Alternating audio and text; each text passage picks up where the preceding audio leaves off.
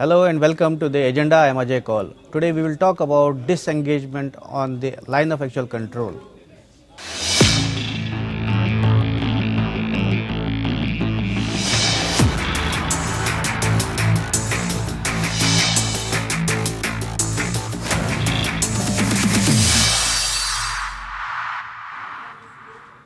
India and China have completed the disengagement process in the Pangong Lake area of the line of actual control. Now today, top army commanders of the two countries met to discuss about other friction points where the military face-off continues. In the agenda today, we will discuss this subject to understand what it means and how the path looks ahead. We have with us retired Lieutenant General Gurmeet Singh, who has served as the Deputy Chief of Army Staff, and retired Major General Dhruv Katoj. But before we begin our conversation, let's have a look at this small report.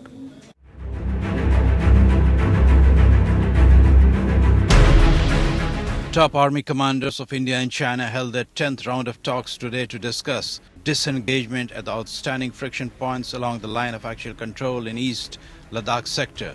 These friction areas include Despang, Gogra and Hot Springs. The 10th round of military talks took place after the completion of process of disengagement in north and south Pangong Lake area. The disengagement there started on 10th of February and was completed yesterday. The agreement for disengagement in Pangong Lake area was reached during the 9th round of military commander-level talks held weeks back. As per the agreement, both sides had to move the troops away from the eyeball to eyeball position. The Chinese troops moved back their troops to east of Finger 8, while India moved its troops to Finger 3 as mandated by the agreement reached at the 9th round of Corps commander-level talks. Since there is no demarcated boundary, the perception about the LAC differs between the two countries. According to the Indian perception, the LAC passes through the Finger 8 at Pangong Lake, while China believes that the LAC passes at Finger 4. Now it has to be seen whether and when the disengagement can take place in the remaining areas. Bureau Report. Now let's welcome our guests, Lieutenant General Gurmeet Singh and Major General Dhruv Katoj, to the program. Welcome to both of you, sir. Thank you. So, Lieutenant General Gurmeet Singh, first I will come to you about in the disengagement that has been completed, I guess, verified also. In 10 days the process has been completed. What does it tell you? Ajay, firstly, if you look at it, the disengagement process which started on 10th of February in East Ladakh, it was to be completed by 24th February, and it has been completed before the scheduled time. Right. It indicates the speed of execution which has been done. In fact, this is the first time in the history that the China has gone back from an occupied place. I think that is what is significant. And it's a great tribute to the firm stand that the Indian Armed Forces, Indian leadership have taken on this aspect of the standoff, which continued for about 10 months. And if you see from 10th February, two things have been there. Firstly, another first, that China has admitted to some of the casualties in Ganwal Valley, which is, I think, a very significant aspect. This was reported by Global Times and it indicated CMC, which is the highest body in the China as far as the military is concerned. And it gave a reference that they've honored 4 of their soldiers, and including one officer. One of the officers who's been given the Guardian of the Frontier Hero as an honor, and 3 others who've been given first-class merit citation. In fact, as a soldier, one feels good that any other soldier which lays his supreme sacrifice for the nation is been accounted for. But yes. First is because they took 8 to 9 months right. to disclose. I think that's a big issue. And I think that is also half truth. Absolutely. In fact, I would say at least grant them that they have started speaking the truth. Yeah. I think from that point, I think it sounds good. And thereafter, today is an important day that we have gone into the 10th meeting at the military level in Moldo in East Ladakh. And definitely this meeting, both sides have gone with a positive and a progressive note, because it was told by the India that the disengagement will be carried out in a phased, coordinated and variable manner, and the Chinese said it will be synchronized and organized. And as per the written agreement that both the sides have entered, today the 10th meeting at the Corps Commander level has been organized. It is going on at the moment. Right. And the important aspect is that they'll take stock of the disengagement which has been done, which is a phase 1 has been completed. It had 4 steps, and the first step was the armor vehicles to move back. Second, north bank of Pangong, third, south bank of Pangong, and fourth was R2, that is the Rizingla and Rizingla area pullback. Right. I think this is important, but the task is not over yet. They have still got to discuss the outstanding issues regarding Gogra, Hot Springs, and regarding Depsang and yeah. Demchok. Yeah. So I'll come back to you. General Katoj is waiting. So General Katoj, how do you see this? As General Gurmeet Singh mentioned, so do we deduce that sincerity has been infused in China by our firm stand? Because now why I'm saying is that they have sincerely carried out this disengagement in Pangong Lake at least. What do you say? Ajay, let us say that for the moment, Yeah. what China has said has been carried out. Yeah. But to presume that we can still trust the Chinese for what will happen in the future is something which I personally am not confident of. Now, having said that, I think this is a very important first step. As General Gurmeet has very correctly mentioned, a very important first step. Because for confidence to be re-established between the two countries, for that level of trust to be re-established, it is going to take a long time. Right. And for that, China has to actually show us that it is worthy of trust. So the military commanders have made it very clear that we will continue to do the withdrawal the way we have planned or agreed to, but every step will be verified. So has been completed. Now let us see what happens in the other areas. Now, if China continues on the path of adventurism, then I'm afraid after this there will be no going back because the trust will evaporate completely. But if the talks go on successfully and the sides continue to withdraw in the other areas, like the Depsang Plains and the other areas mentioned, then I think we are moving slowly and gradually to building up a certain level of trust. But Right. that is still a long way off. But what we can assess as of now is that both sides are keen to continue with this process, and hopefully it will lead to a lasting solution. Ajay. Yeah. So General Katoj, I'll again ask you about if you talked about that we cannot trust China. That's sure, because my question is, suppose we agreed. I mean, both sides agreed on the Pangong Lake area disengagement. My question is, why not Depsang and Gogra and Hot Spring also? Why not together? Why in pieces? No, I think that was a decision which was left to the negotiating team. From the Indian side, it was led to the Corps Commander, and we had a civilian, we had an officer from the IFS too, and from the Chinese, they had the military. So this time, I think it was a military-led talk, and they have made a decision. Now, why they have gone to this particular decision, I think we will leave it to the commanders in the field. Right. For me personally, there is a lot of talk as to why we did Pangong so first, whether we should have done it last. Yeah. Well, that is the point of view. I see no reason why it was done in this particular manner. But then it could have been done in any way. Now, the commanders in the field, on their wisdom, they have decided to go on this course. Yeah. Right? Yeah. So I think I will trust their wisdom. I think it is what they have done would be in the best interest of the nation, in the best interest of the armed forces, and I will go with that decision. Ultimately, you see, there are many ways to carry out a particular solution.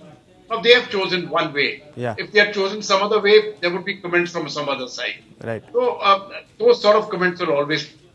Yeah. It's a first step. Very frankly, I did not expect even this much to take place. This has surprised me. And why it has taken place, in my view now, after analyzing all that has happened, is very simply India has displayed political will, which the Chinese did not expect. One. And number two, the Indian Army and the Indian Air Force remained deployed for a very long period of time. And they were prepared to go into action. Now, both these combined together. General Katosh, the deployment still continues in other friction Yes. areas. Only Yes, one that's area what has I'm been. saying. Yeah. No. Listen, don't worry about what has happened in Pangong. So Yeah. that withdrawal is just a limited withdrawal back to our old positions. Right. Right. So basically, the troops are still there. Yeah. The Indian Air Force is not on the front lines, but it is prepared to operate at any time.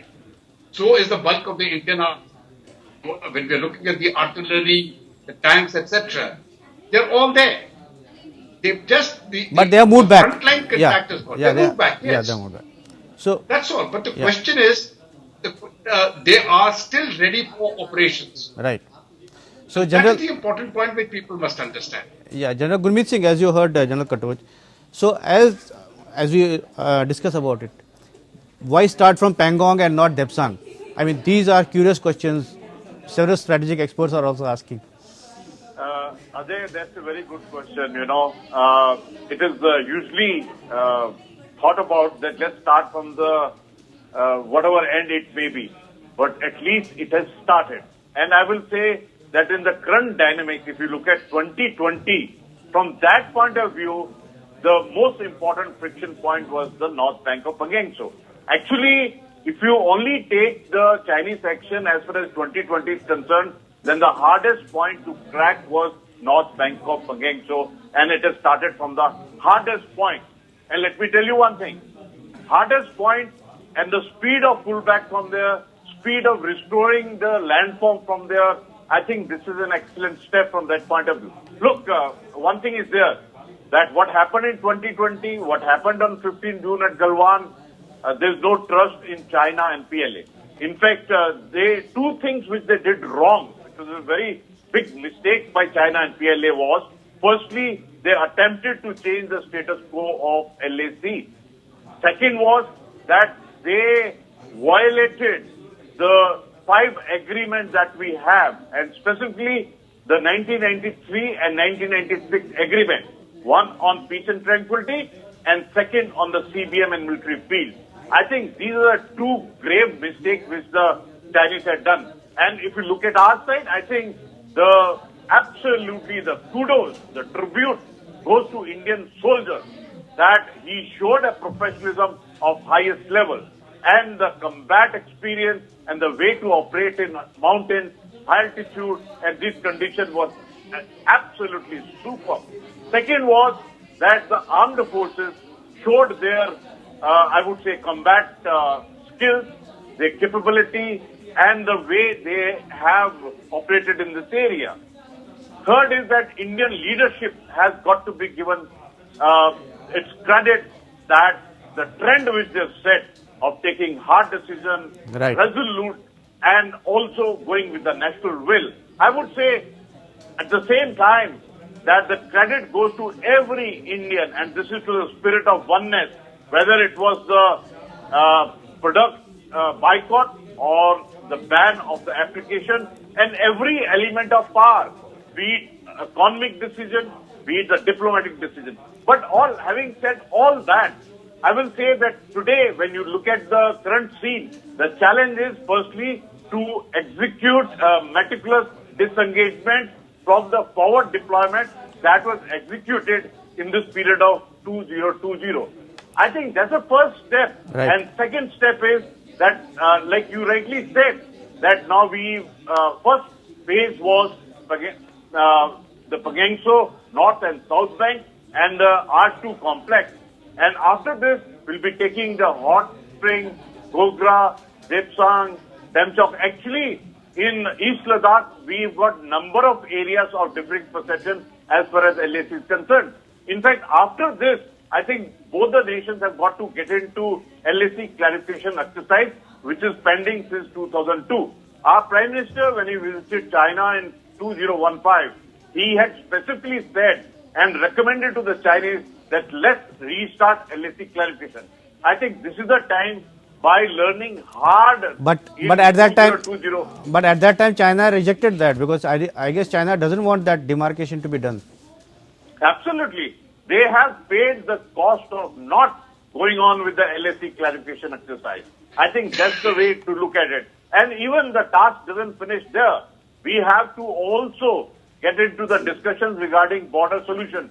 Doesn't augur well for two oldest civilizations, and for 70 years plus, we not been able to come to solution as far as the border is concerned. Apart from that, the biggest damage in 2020 is that the agreement, 5 agreements between two such big nations, I think Chinese violated it. We have to relook at it, and we have to reframe the entire thing to say how to execute it in the coming time. I think there's a lot of work to be done.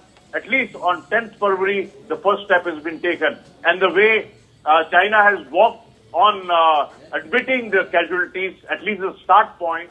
And I would say, apart from that, they issued the video also. Right. So they've still not gone away from the propaganda, psyops and the media war. And it will take a long time for them to move away from there. But at least start is there. But we need to be careful.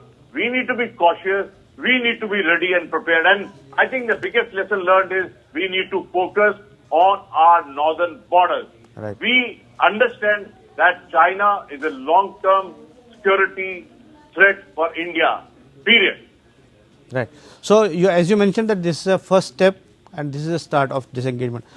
How difficult or easy are now disengagement processes to be resolved about Depsang or Demchok or Gogra and other places? Will it be easier or difficult? General Gurmeet. Ajay, firstly, I think it is much easier as compared to North Bank in case of Gogra and Hot Spring, because it's not a very difficult situation there. But as far as Depsang is concerned, I would say it's a complex issue. And firstly, it is a legacy issue. Secondly, it is predated before April 2020. And here the difference is of area of perception. But I personally feel it will take little long time and little hard work on both the sides to look at this issue. Apart from that, even Demchok, in reference of Charding Nala and Nilung Nala junction, which is there, we must ensure that all the friction points in the Eastern Ladakh must be looked at it with all the sincerity. You would recall that even tumor has been a problem sometimes. Right. Yeah. There has been patrols coming up and down. So I think holistically, but if the spirit of solving the problem is right, then they can be looked at. And therefore, I would again go with what our Prime Minister said in 2015. I think it's time to carry forward the attempt of clarification of LAC. In 2002, I had gone to Beijing. We wanted to exchange the maps of East Ladakh, of the western sector, showing the perception of the respective sides. Since the differences were large, that's why it was not exchanged. But now, after having learned lesson, both India and China, as far as 2020 and the topic of LAC is concerned in Eastern Ladakh, I think we should sit together and attempt to clarify and reach an agreement on these things. Right. General Katoj, as General Gurmeet mentioned, or you also mentioned about the trust aspect. Now, how do we trust? After 5 agreements were trashed by China. So, how do we trust China? No, I don't think that trust is going to be established very easily. So what we can do now is to go ahead with the disengagement process and keep checking every time. You see, all that has been agreed to so far needs to be consistently checked. Now, that is all that we can do. The trust deficit is going to remain for a very long time, and even if this withdrawal takes place as scheduled on all the disputed areas within the next month or so, the trust deficit remains. It is not simply in the military front, it is in the economic front also. It is in the aspect of psychological warfare, which China continues to do. Right. And it's in multiple facets. So what China, and I mentioned, Ajay, in your program earlier, what China really intends to do is to take control of the Himalayan range. Now, that is the reason that they will never exchange maps. For CPEC, So basically? once you Primarily for CPEC? Yes, for the CPC. Yeah. So, no. It's got nothing to do with the China-Pakistan economic corridor. Okay.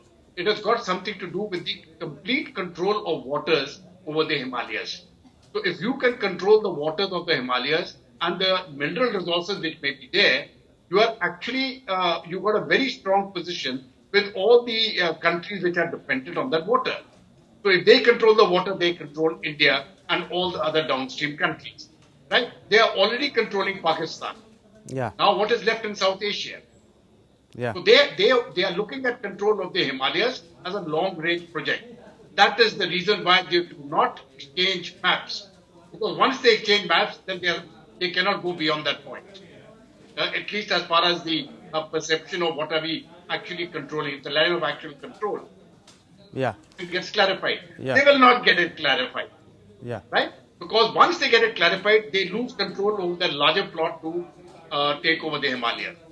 Now, for them, the problem really is India is becoming stronger by the day, and at some point of time, we will come and overtake the Chinese also, right? Now, that may take 30 years or 40 years or 50 years, but we will be there, Yeah. right? And China does not like the idea of two major powers on the same hill. Right. Their theory that एक पहाड़ में एक ही शेर हो सकता है, Yeah. right? And they think they are the Asian lion. Now, it's not going to work that way. We've told them very categorically. And their problem is we have got a strong military. Our military will not bend, Yeah. right? And more importantly, we've got a strong political leadership. A strong military with a weak political leadership doesn't give returns. Yeah. A strong military with a strong political leadership gets the whole nation together. And I think this is what has led to the peace treaty. So that message that message China has the got. peace treaty is the wrong word to the disengagement. We don't have a treaty. Yeah. So Right? It has led to the disengagement. Yes. So now China Right. has got the message that India has a strong leadership besides the strong military also. So will that change their course, their attitude? No, it has changed their course temporarily. Yeah. I have always maintained that a future conflict with China is not something which will not take place. So when we say, will there be a war with China? Yeah. My thing is that is the wrong question. It is not will there be a war? There will be a war at some point of time. The question is when. When? And my answer to that when is whenever China feels it is militarily capable of defeating the Indian armed forces. When they feel they have that capability, that is the time. So the counter to that has to be that we must never ever put ourselves in a situation by which we can lose a war on the mountains. Right. Right? Yeah. So you need to have that air capability to dominate the Tibetan plateau. It is not the McMahon line or the Johnson line on the eastern Ladakh. It is the battle area is 100 to 200 miles deep inside over the air over the Tibetan plateau. That is one. And number, of course, on the actual line of actual control, the army. Right. That are the two places where the conflict will take place. And if China feels that they cannot win there will be no war. So they are not looking for a draw. They are looking for an outright victory. Victory, yeah. And if they do not see that outright victory, there will be no war. So we have to maintain our forces. We can never ever let our guard down. And if our guard remains up and we are prepared to fight and win, only then will there be no war. That is the way I have assessed the situation. Right. So General Gurmeet, you heard General Katosh's detailed assessment that there will be a war. When we don't know, so we have to be alert. What do you say? It's a very deep question which you asked, and I think we got to look at it strategically. And from the strategic calculus, it is what the Prime Minister on 3rd July from Leh, 11,000 feet had said, Shanti or Shakti, ikatti honi chahiye. It means that if you have to ensure that the peace prevails, then you got to be ready for the war. It depends. What is important is what are the elements of power or elements of war. That differential, that coefficient in elements of power and elements of war has got to be absolutely up. Whether it's economy, information, diplomacy, your military capability, your intelligence, all that counts. And therefore it is important for all of us to ensure that we are strong so that nobody can take us for granted. In fact, what China was attempting to do in 2002 was trying to seek an opportunity to execute its expansionism. We have challenges of expansionism from China. We have the challenge of terrorism from Pakistan, and we have the challenge of collusiveness between China and Pakistan. I think this is what we got to be ready to combat. And for that, it needs absolutely, I would say, comprehensive national park, which is the need of the moment. We have shown to the world, to ourselves and to our enemies, that we are ready for any challenge. Right. In fact, they were sailing in the old boat. They were in the mindset. Their assessments were wrong. Their inputs were wrong. And it has been proved to them absolutely correctly. But in front of us, we have a challenge that we still got many miles to walk as far as the security is concerned. And in fact, we have to prepare for deterrence. And deterrence is the answer to ensure that nobody attempts to do what they attempted to do in 2020. And I would say that still, very roughly, if I put the red lines, Gilgit-Baltistan. Yeah, General Gurmeet Singh, we have to conclude one last, because I want to point out something, because when we talk about the deterrence, so we just heard Northern Army commander saying that we almost came to a war. So obviously there was some deterrent in India that maybe China backed off. What do you say? One last comment, maybe 1 minute. Absolutely. We were prepared. In fact, why China backed up is because we stood firm. Why China backed up is that he understood that the entire nation is one on the issue of China threat. Why China is backed out is because our leadership, our soldiers, our security forces, they were absolutely to the mark and they could have turned the table. In fact, 15 June and 29 August told them that the tables have been turned. Yeah. I think that's why the China went back. Right. So I think there is consensus that China has got a message that India is no more the India of 1962. I think that is why they are backing out. But the program time is over. Thank you both of you for participating in this debate today. Jai Hind. Thank you. Jai Hind. This is all in the agenda today. Thanks for watching. I will be back with another important topic on Monday. Till then, goodbye.